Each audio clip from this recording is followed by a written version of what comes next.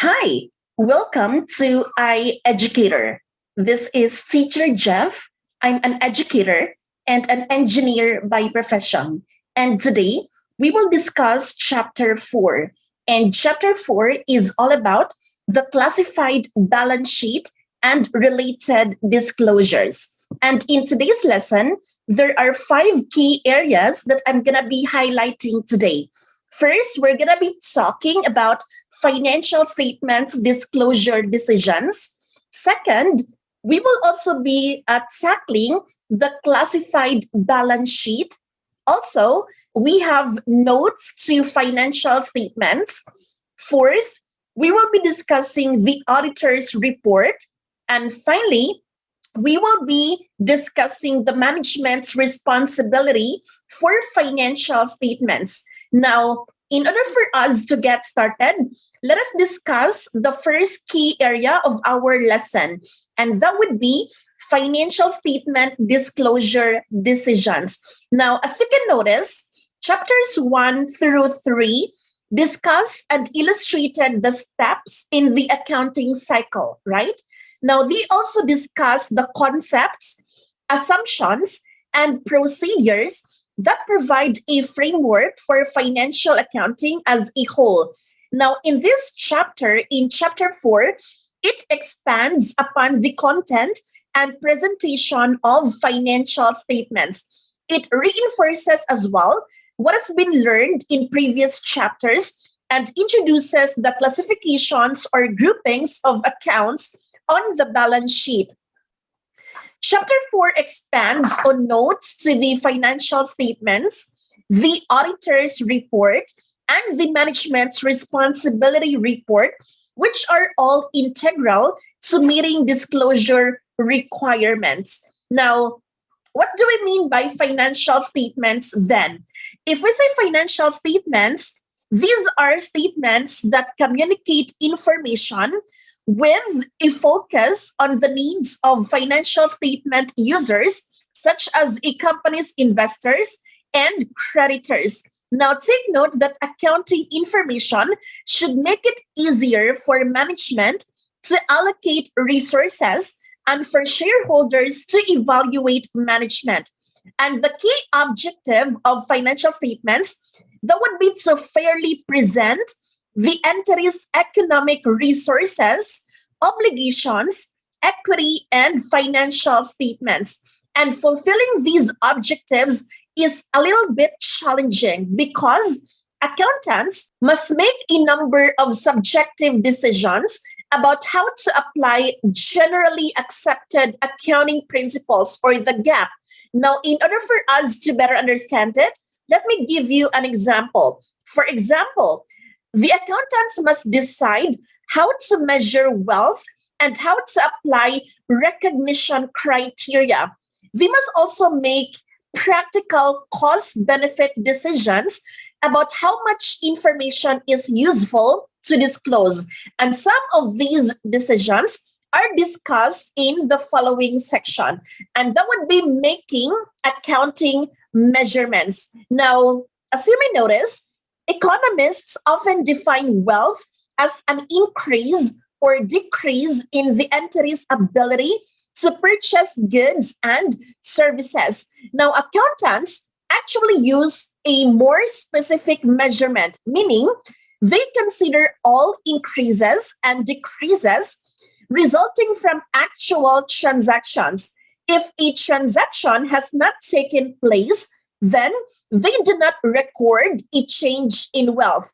Now, here, the accountant's measurement of wealth is shaped and limited by the generally accepted accounting principles or the GAAP introduced and discussed in Chapter 1, including cost, the monetary unit, the business entity, timeliness, recognition, and going concern. Now, these principles mean that accountants record transactions in one currency, for example, dollars. They assume the monetary currency retains its purchasing power, and changes in market values of assets are generally not recorded. and the entity is expected to continue operating into the foreseeable future. On the other hand, economists do recognize changes in market value. For example, if an entity purchased land for $100,000 that subsequently increased in value to $125,000, then economists would recognize a $25,000 increase in wealth. Now, take note that International Financial Reporting Standards, or the IFRS, generally do not recognize this increase until the entity actually disposes of the asset. Accountants would actually continue to value the land at its $100,000 purchase cost. And this practice is based on the application of the cost principle, which is a part of GAAP.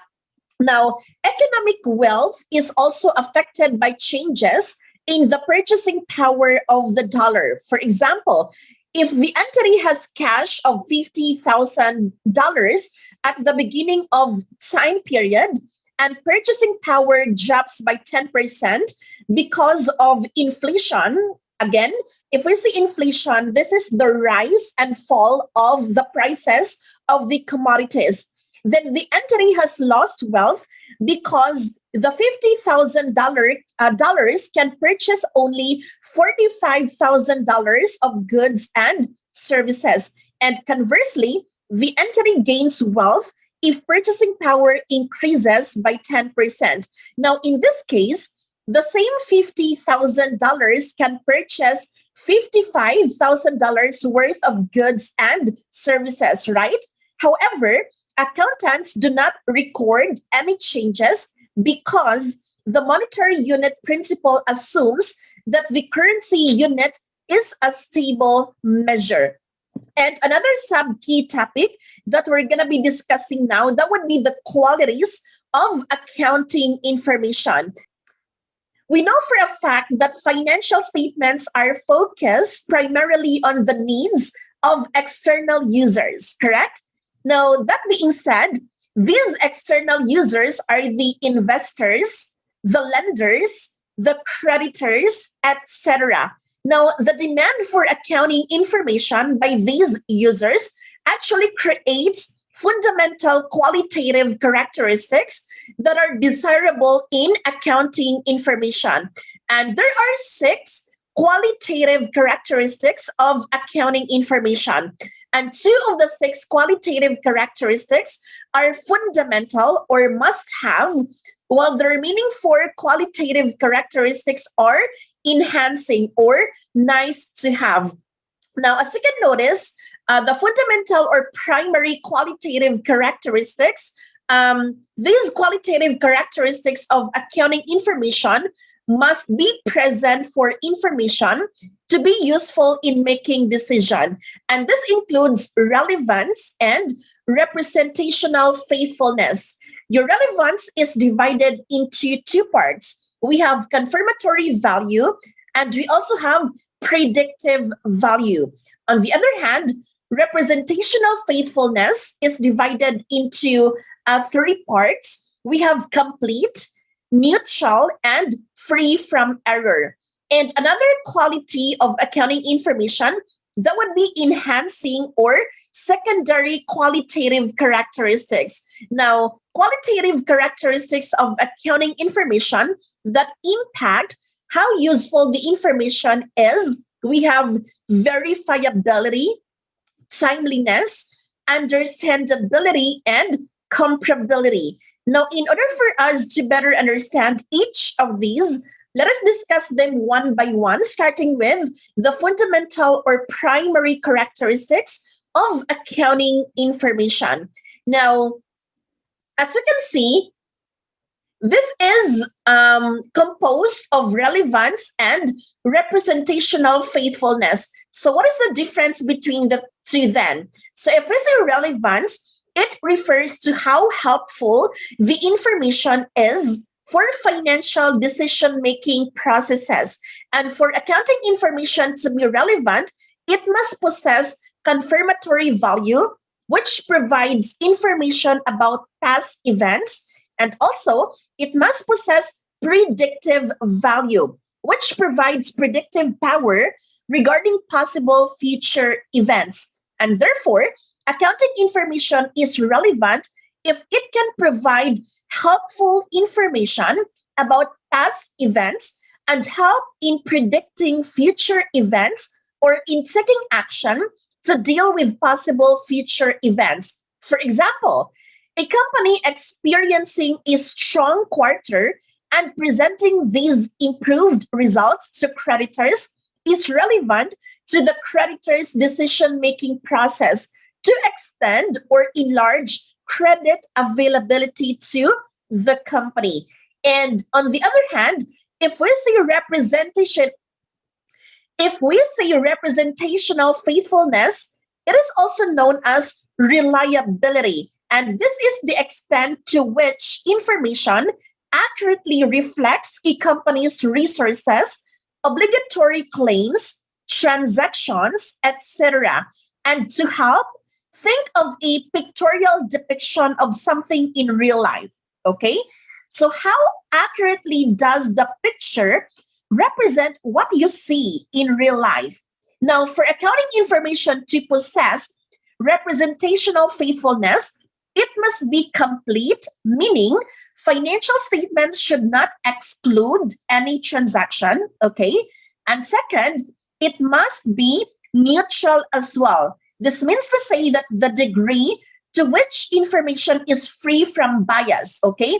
So note that there are subjectivity and estimation involved in financial statements, and therefore, information cannot be truly neutral. Yes, that is correct. However, if a company polled 1,000 accountants and took the average of their answers, that would be considered neutral and free from bias. And finally, it must be free from error as well, meaning the degree to which information is free from errors. And on the other hand, the second qualitative characteristic of the accounting information is the enhancing or secondary qualitative characteristics. And qualitative characteristics of accounting information that impact how useful the information is. First, we have verifiability. And if we say verifiability, it is the extent to which information is reproducible given the same data and assumptions. For example, if a company owns equipment worth $1,000 and told an accountant the purchase cost, the salvage value, depreciation method, and useful life, then the accountant should be able to reproduce the same result. If they cannot, then the information is considered not verifiable. Okay? On the other hand, it should have the element of timeliness. If we say timeliness, it is how quickly information is available to users of accounting information. Now, the less timely, thus resulting in older information, the less useful information is for decision making. And timeliness matters for accounting information because it completes with other information. For example, if a company issues its financial statements a year after its accounting period, then users of financial statements would find it difficult to determine how well the company is doing in the present because you generated, okay, you reported or you submitted your financial statement a year after. Okay, that's too long of a time. So meaning to say, it will no longer be relevant, and the people or the users of the financial statements would find it arduous or find it difficult to determine how well the company is doing in the present. And also, it must contain the element of understandability. If we say understandability, it is actually the degree to which information is easily understood.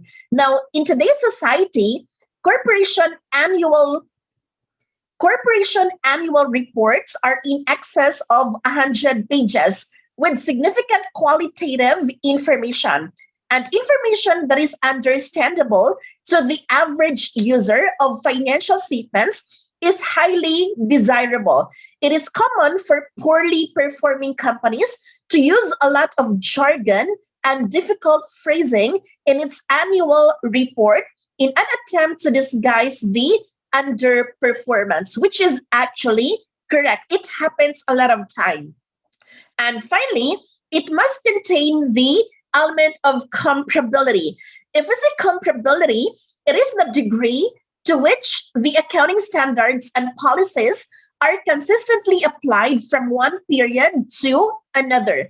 And that being said, financial statements that are comparable with consistent accounting standards and policies applied throughout each accounting period enable users to draw insightful conclusions about the trends and performance of the company over time. And in addition, comparability also referred to the ability to easily compare a company's financial statements with those of other companies. Therefore, the qualitative characteristics of accounting information are very important because they make it easier for both company management and investors to utilize a company's financial statements to make well-informed decisions.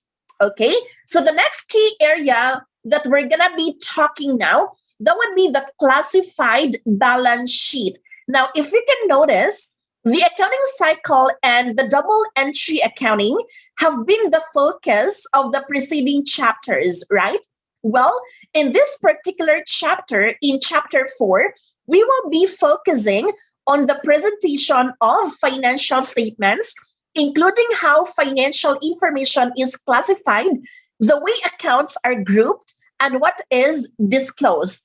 Now, a common order for the presentation of financial statements is income statement, followed by the statement of changes in owner's equity, and then followed by the balance sheet. Next is statement of cash flows, and finally, notes to the financial statements. Now, like I said in your Accounting 1 subject last semester, and in the introductory part of this subject this semester, if we generate financial statements, the very first financial statement that we should generate is the income statement. Why income statement? Because the result of the income statement, as discussed, will be used in the statement of changes in owner's equity. That makes the owner's equity statement to be the second statement to be generated. And then the result of the owner's equity statement will be used in the balance sheet statement. How? Now remember, balance sheet uses the accounting equation format, right?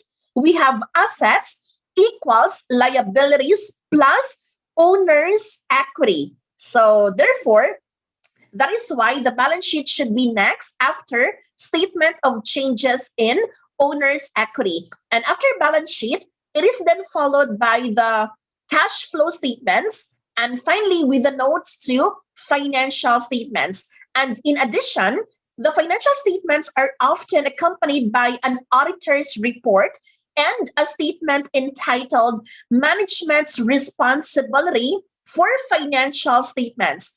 Each of these items will be discussed in the proceeding section, and financial statement information must be disclosed for the most recent year with the prior year for comparison. And because external users of financial statements have no access to the entity's accounting records, then it is important that financial statements be organized in a manner that is easy to understand. And therefore, financial data are grouped into useful, similar categories with classified financial statements. And that being said, we will be discussing the classified balance sheet. And if we say classified balance sheet, it organizes the asset and liability accounts into categories. Okay, so the classification of asset and liability accounts into meaningful categories is designed to facilitate the analysis of balance sheet information by external users. And as you can see, assets and liabilities are classified as either current or non-current, right? And another common term for non-current is long-term. And non-current assets, also referred to as long-term assets, can be classified further into long-term investments, property, plant and equipment, or PPE, and intangible assets as well. And on another subtopic, we have the current asset. If we say current assets, these are those resources that the entity expects to convert to cash or to consume during the next year or within the operating cycle of the entity, whichever is longer. Examples of current assets include cash, comprising paper, currency, and coins, deposits at banks, checks, and money orders. Okay, and also, we have short term investments, the investment of cash that will not be needed immediately in short term, interest bearing notes that are easily convertible into cash. And also, we have accounts receivable that are due to be collected within a year. And also, we have notes receivable, usually formalized accounts receivables, written promises to pay specified amounts with interest and due to be collected within a year. And also, we have merchandise inventory that is expected to be sold within a year. Now, the current assets category also includes accounts whose future benefits are expected to expire in a short period of time. Now, these are not expected to be converted into cash, and it includes prepaid expenses that will expire within the next year, usually consisting of advance payment for insurance, rent, and other similar items.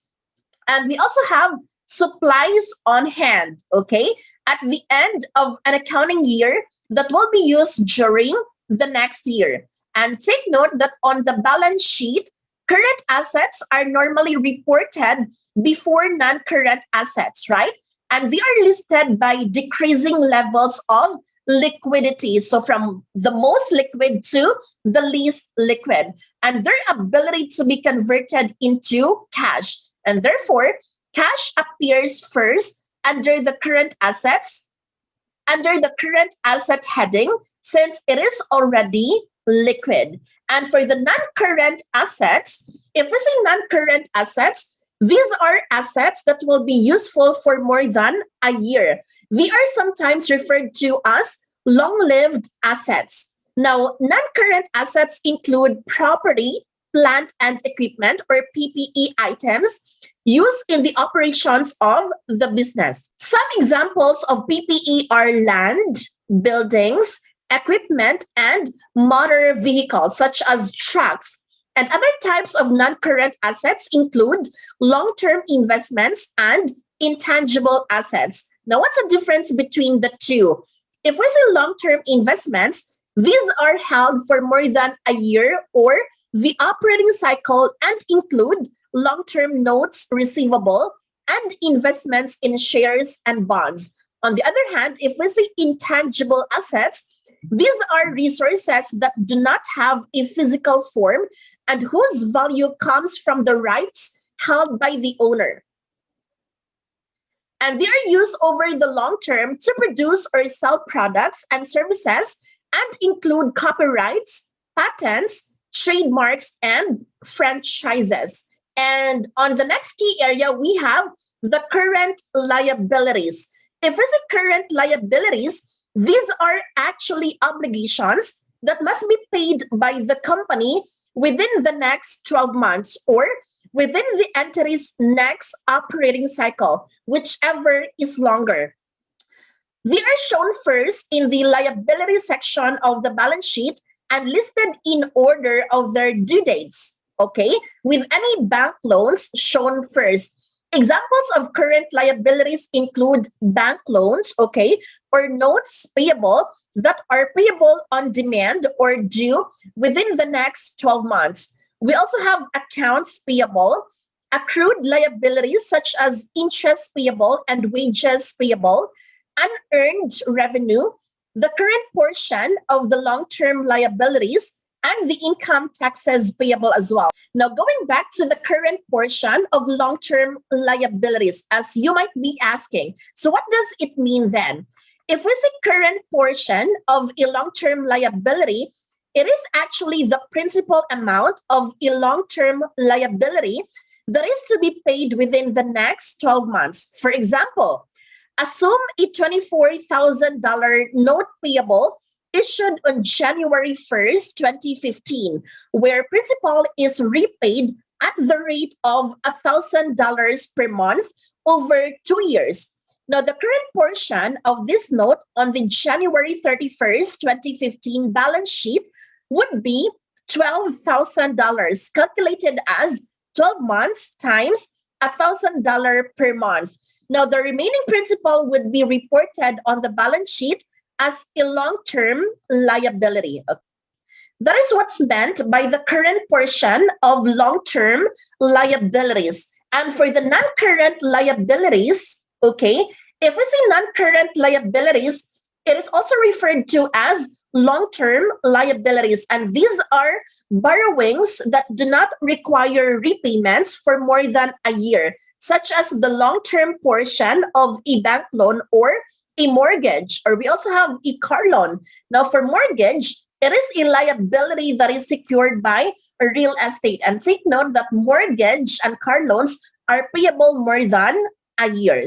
And finally, for the equity, take note that the equity section of the classified balance sheet consists of two major accounts. We have the shared capital and the retained earnings. And just a brief recap, if we say retained earnings, these are the amount of earnings that are retained by the company for future expansion. Now, as you can see on the illustration or the sample illustration, it actually presents the Big Dog Car Works Corporation's classified balance sheet after several years of operation, okay?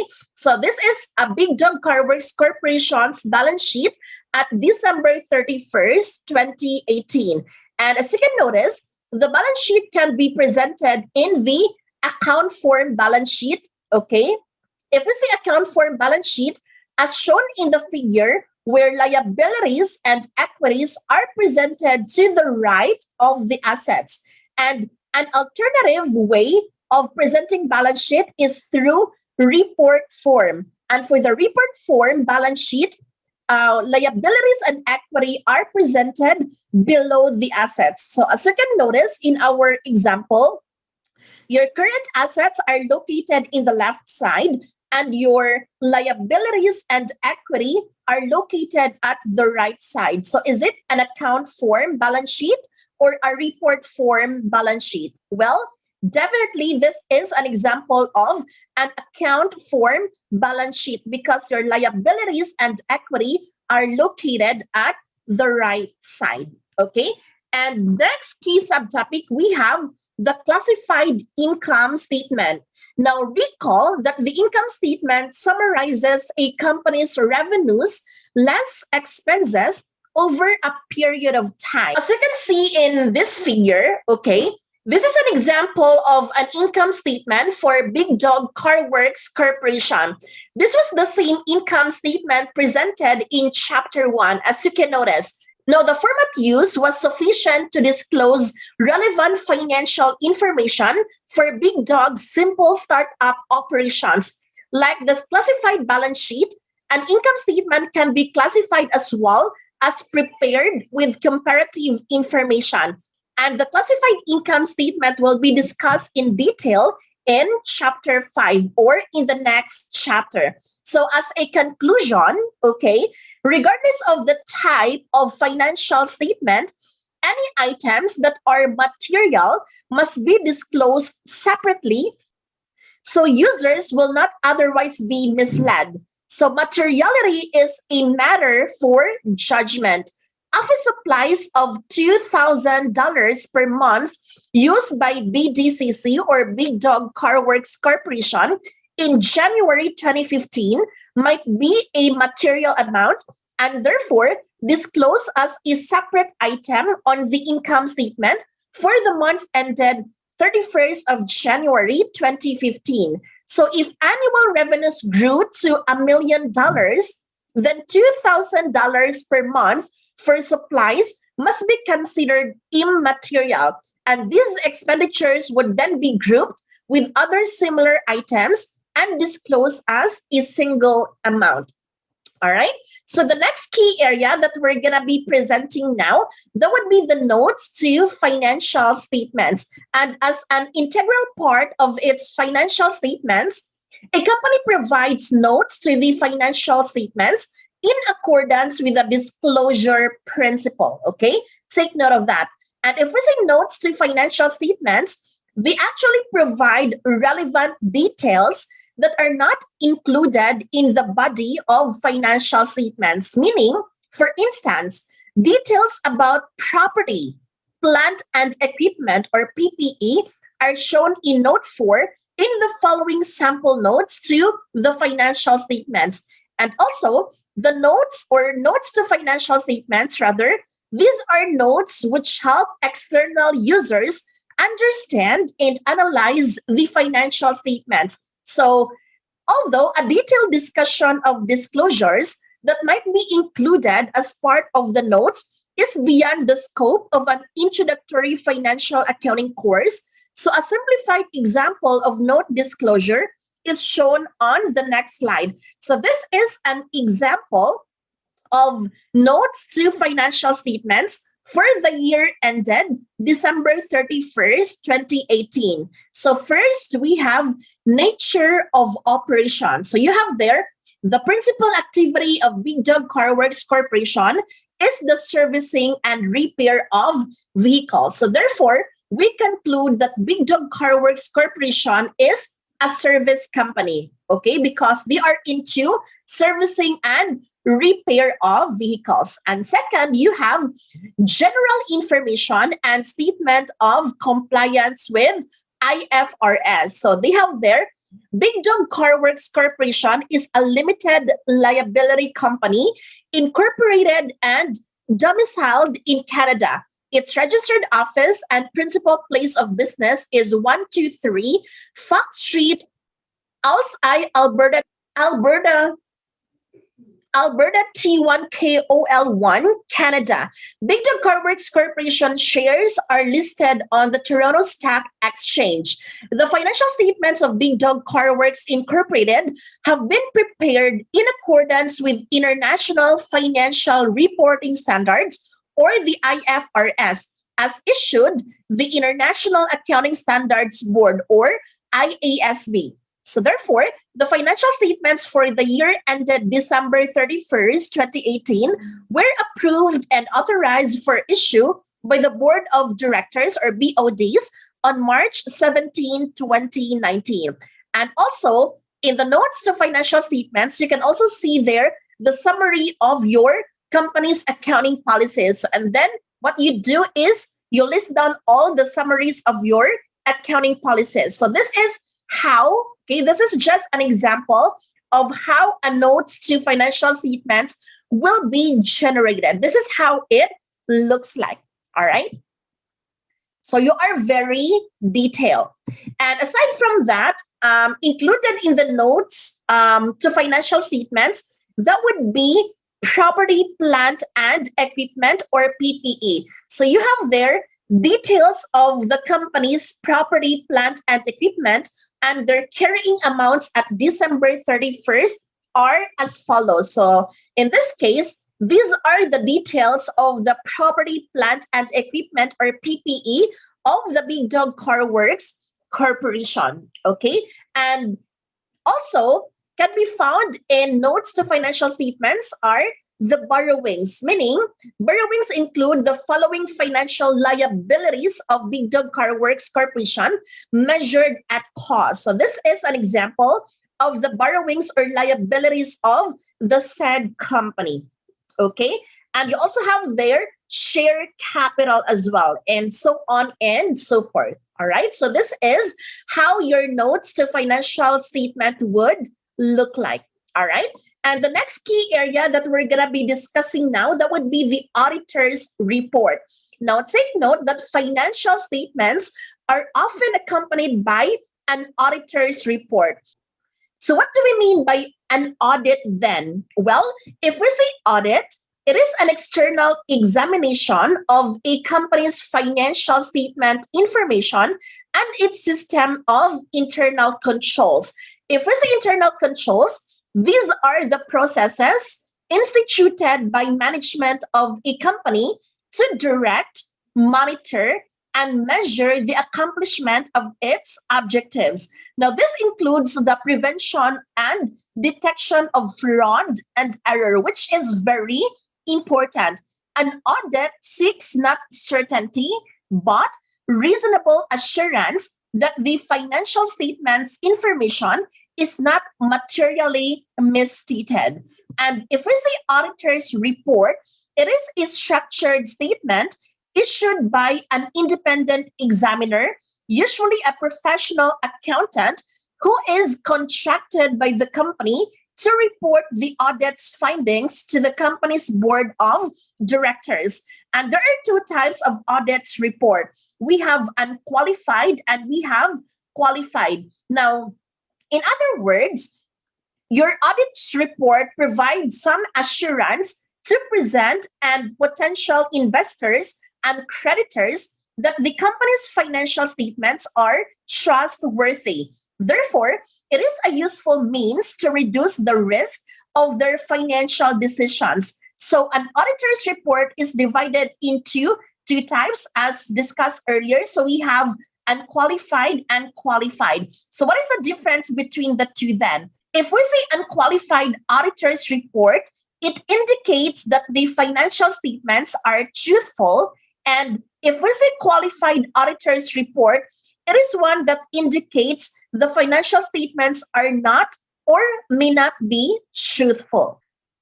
All right, as you can see on the sample figure, this is an example of an independent auditor's report. There's a word independent because this auditor, again, this is contracted by the company to report the audit's finding to the company. So this is how an independent auditor's report would look like. All right, okay, there. And finally, the last key area of our presentation, that would be management's responsibility for financial statements. Now, the final piece of information are often included with the annual financial statements is a statement describing management's responsibility for the accurate preparation and presentation of financial statements. So if we say management's responsibility for financial statements, this statement underscores the division of duties involved with the publication of financial statements. Management, take note, is responsible for preparing the financial statements, including estimates that underlie the accounting numbers. An example of an estimate is the useful life of long-lived assets in calculating depreciation. And also, the independent auditor is responsible for examining the financial statement information as prepared by the management, including the reasonableness of estimates and then expressing an opinion on their accuracy. So in some cases, the auditor may assist management with aspects of financial statement preparation. For instance, the auditor may provide guidance on how a new accounting standard will affect financial statement presentation or other information disclosure. So ultimately, however, the preparation of financial statements is management's responsibility. So as you can notice, this is an example of management's responsibility for financial statements. So you have there management's responsibility for all aspects of financial statements or financial statement presentation and disclosure is expressly stated. And then you create or you identify or you specify your inclusions over this particular element. And second, you have management's responsibility for estimates, use, and maintenance of internal controls is acknowledged. So you then specified your standards right here.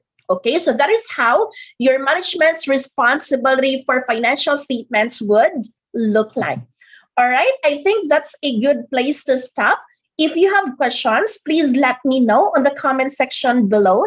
And if you like this video, please don't forget to subscribe and hit the bell button for the latest updates. Thank you.